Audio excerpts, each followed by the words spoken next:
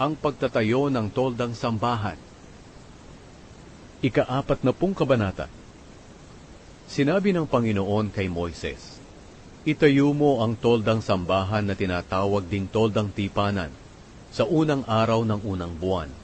Ilagay mo sa loob ang kahon ng kasunduan at tabingan mo ito ng kurtina. Ipasok mo ang mesa sa tolda at ayusin mo ang mga kagamitan nito. Ipasok mo rin ang mga lalagyan ng ilaw at ilagay ang mga ilaw nito.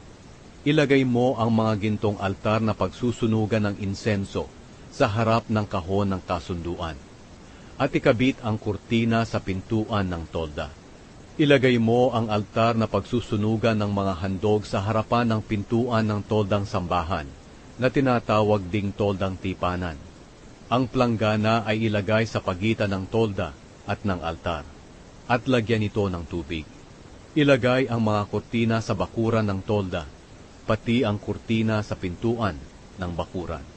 Pagkatapos kunin mo ang langis, at wisikan ng tolda at ang lahat ng kagamitan nito, bilang pagtatalaga nito sa akin, at magiging banal ito. Wisikan mo rin ang altar na pagsusunugan ng mga handog, at ang lahat ng kagamitan nito bilang pagtatalaga nito sa akin, at magiging pinakabanal ito. Wisikan mo rin ang planggana at ang patungan nito, bilang pagtatalaga nito sa akin. Dalhin mo si Aaron at ang mga anak niyang lalaki sa pintuan ng toldang tipanan, at paliguin mo sila roon.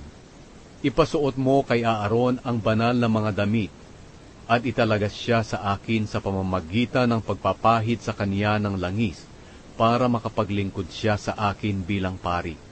Dalhin mo rin ang mga anak niya, at ipasuot ang damit panloob nila.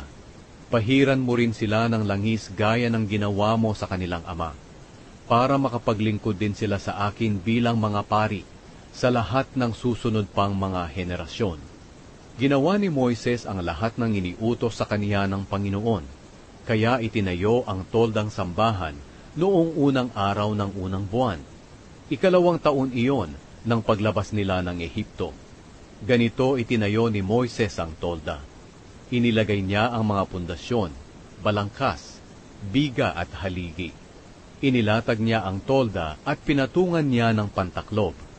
Ginawa niyang lahat ito ayon sa iniutos sa kaniya ng Panginoon.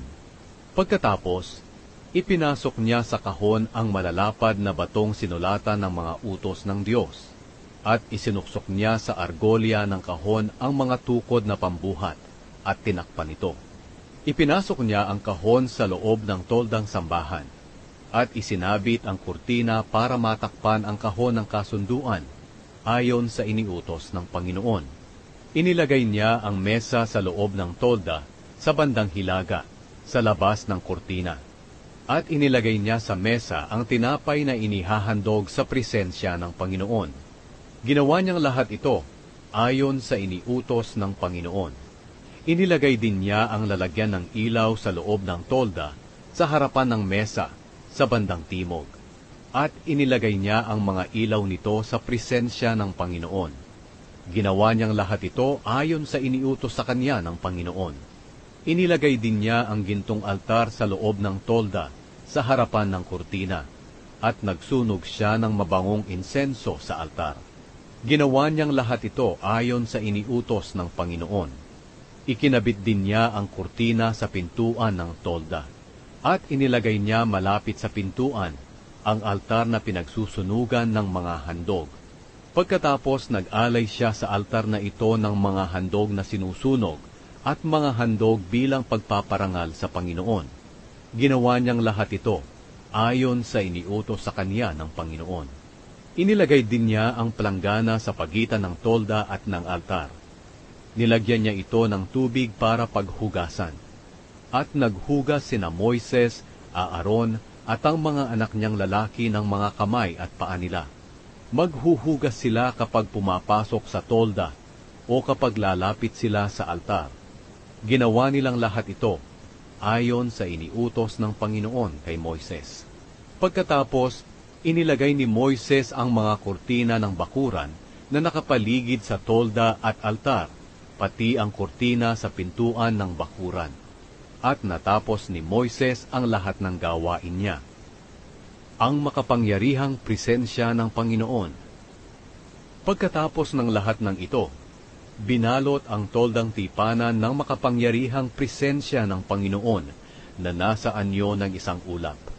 Hindi makapasok si Moises sa tolda dahil nababalot ito ng makapangyarihang presensya ng Panginoon na nasa anyong ulap.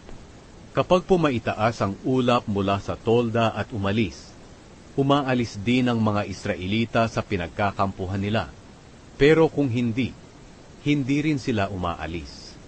Ang ulap na sumisimbolo sa presensya ng Panginoon ay nasa itaas ng tolda kapag araw, at nag-aapoy naman ito kapag gabi, para makita ng lahat ng Israelita habang naglalakbay sila.